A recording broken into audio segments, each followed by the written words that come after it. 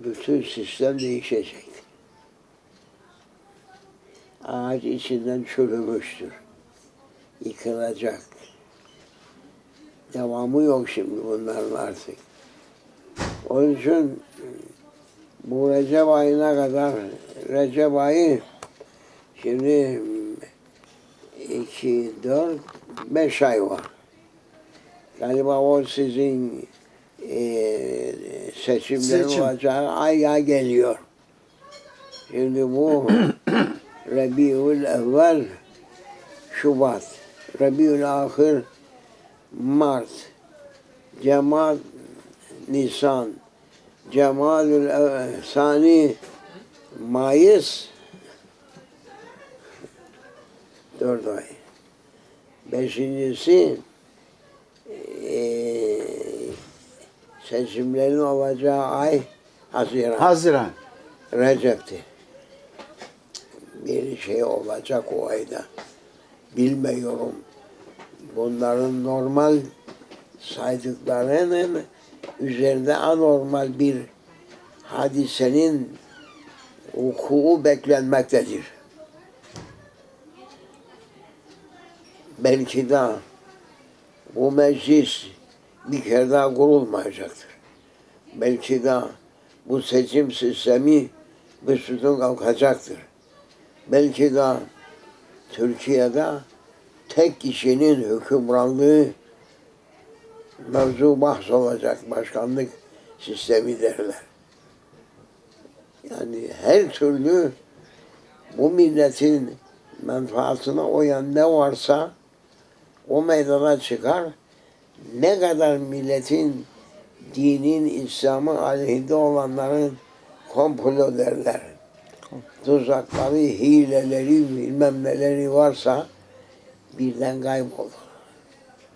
Onun için biz sizin isminizi onlar bilir. Oradaki nöbette duran ehlullah var sizde. Kuvvetli kimselerdir onlar. Biz zaten sıfırda olan adam. Estağfurullah. Lakin bir münacat ile oraya haber biz de söyleriz. Remzi Bey elimize geçerse onu da söyleriz. Yani Remzi Bey'in şeyleri onlar zayıf kalacaktır. Bu taraftakine bakıyoruz biz. Çok şükür. Onun için oradaki zat imza ettiği vakit nasıl bilirsiniz bu efendiyi? Siz benim bildiğiniz gibi bas imzayı derim ben o zaman. O günlerine, mübareklere. Böyle adam bulunmaz. Ellerinden Ben karışmam. Ellerinden öperim. Benden kalem kalktı ağzımı açarsam sonra ben ne yapalım? Aman ya Rabbi, aman ya Rabbi. Merak etme, onun için kalbini meşgul etme. Tamam. Oğlum, hiç meşgul etme. Tamam. Yalnız hizmetle meşgul et. İnşallah. İnşallah. Elinden gelebilen şeyi yap. Baş emrin olur. Ne dersen onu yaparım. Karşılıksız yap. Tabii karşılık olmaz. Karşılıksız yap. Onun Rabbül Alemin'in hatırı için, onun müsaadesi için. Ne yapacak? Evet. Kimin için işleyeceğiz? Evet. Ali için mi? Halk için mi? Halik için mi? Önce Halik için, sonra... Halik için. Evet. Halik razı olduktan sonra bizim işimiz kolay. Tamam. Hemen basar imzayı gönderirler o tarafa. İnşallah.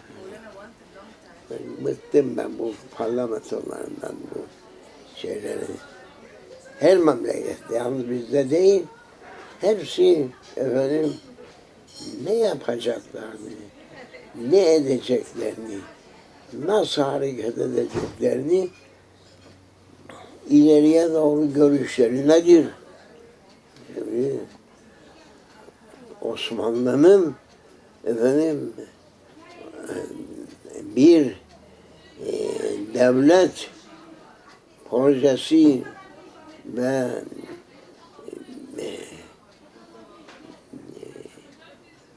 ne yapmak istediğine dair geniş bir düşüncesi ve hedefi vardı.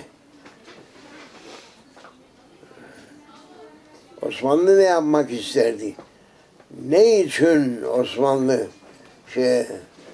efendim bu kadar kan döktü, hücum etti? Dünya içinse Allah onlara yardım etmezdi.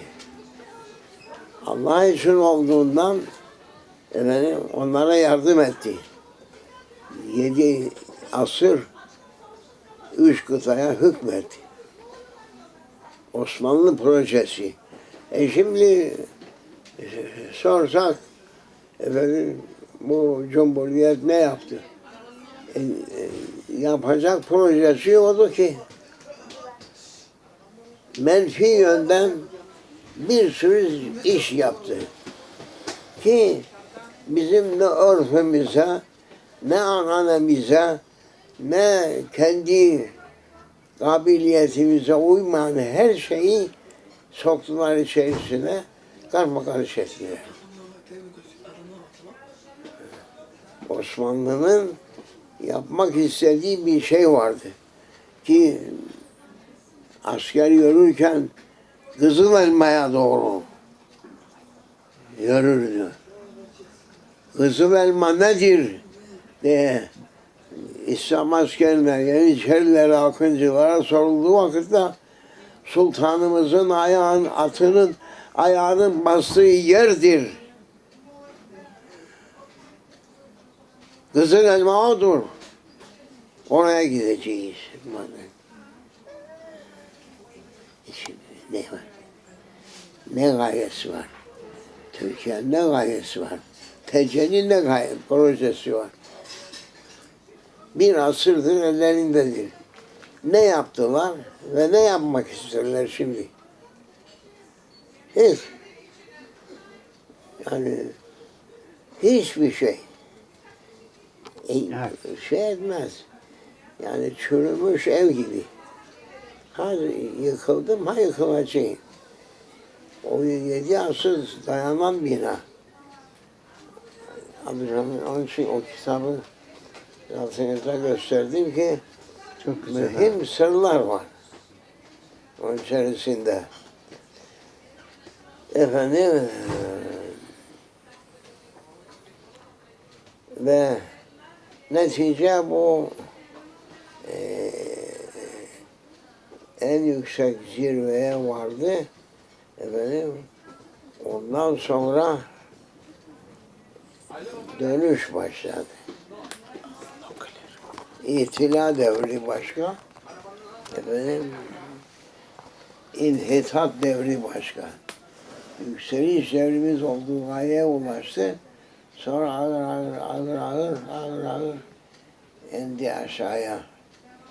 Neticede efendim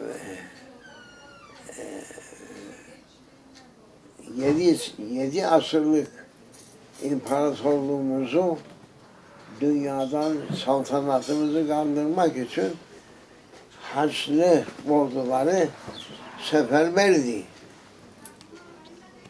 En son efendim Çanakkale'de bunlar bütün kuvvetlerini verdi ki bu devlet-i aliyeyi yıkmak için. Geçemediler.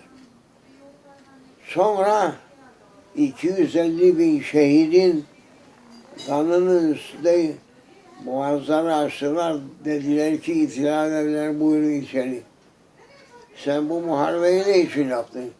Ya Enver ya Talat ya efendim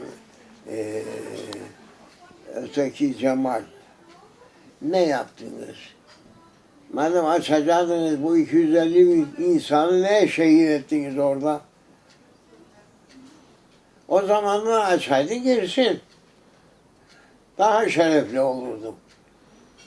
Şimdi bu şerefsiz olaraktan efendim 250 bin şehidi verdikten sonra onun şerefini ayağının altına aldın da boğazı açtın. Efendim kafir girsin, İslam'ın bağrına bassın. Yanlışlık çok. Yanlışlık. Ondan sonra bütün Hristiyan aleminin gaye ve hedefi neydi? İslam'ı ayakta tutan bu main pillar, esas amut ki çadır amut olmasa yıkılır. Değil mi? Ortasında çadırın şeyi vardır, direği vardır. O direk olmasa yıkılır. Ve Çanakkale'yi Moğolleri tamam ettikten sonra efendim kapılar açtılar. En sonunda da şimdi efendim heykeliyle bütün Anadolu'yu efendim donatan kimse ne yaptı? 7 asırlık saltanatımızı, Devlet-i Aliye'yi, Osmaniye'yi 7 dakikada dedi ki saltanatı ilga etti. Ne demek? Senin hakkın mı? O meclise o salahiyet verildi mi? Saltanatı kaldırmaya. Başını böyle kaldırıp alnına kurşun sıktılar. 7 dakikada. Layha geldi. Saltanat kalkmıştır. Cumhuriyet ilan edilmiş. Bu salahiyet kim verdi o kimseye? Millet mi verdi? Millet onu baş yaptı. Saltanatımızı yıkmak için mi? Saltanat İslam'ın saltanatıydı. Şimdi saltanat diye bir şey kalmadı. Ne İslam'ın saltanatı kaldı Türkiye'de, ne Türklüğün efendim saltanatı kaldı. Sıfırlanan bir devleti şimdi. Tepinip duruyor millet. Tepinip. Bizim Kadir Mısıroğlu'nu bilirsiniz. Bilir misiniz? Biliyorum. Tarihi hakikatları, vesikalarıyla söyler de bu 7 asırlık devleti 7 dakikadan bitiren o saraylar yok. O müfettiş olarak geldi şeyden, padişahın emriyle geldi. Padişah ona saltanatı yıklayaraktan göndermedi ki. Lakin Rus'la ittifakları, bu memleketi efendim, biz komünist yapacağız. 20'de gitti İsmet anlaşma yapmaya, bu Moskova'ya, Rıza'ya. Ondan sonra silah geldi oradan. Bizim şimdi söyledikleri gibi ellerindeki çakmaklı tüfekle değil, şarj cephesinden gelen, siz daha iyi bilirsiniz, Rus'tan gelen ağır silahları gösteren tarih kitapları da onların. Onlar yetişti de Yunan'ın efendim müstahkem mevkiini İngiliz kumandanı demiş ki 6 ayda Türk burayı sökerse iftihar etsin diyor. Sabahtan akşama tuzla buz etti onları. İman kuvveti. Evet. İman kuvveti. Lakin çok silah geldi. Dedikleri gibi çakmaklı tüfekle değil bu iş. Gene biz 1, 2, 3 tarih kitabı vardı, lisede okuduk. 9, 10, 11, 3 sınıf. 1. sınıftaki olan efendim umumi tarihli. 2. cilt 10. sınıfta Osmanlı tarihiydi. 3.'sü İngilizce tarihi. Nasıl böyle? İngilizce tarihi. İngilizce tarihinde bunları okuttular bize. Aklımdadır. Maşallah. Maşallah.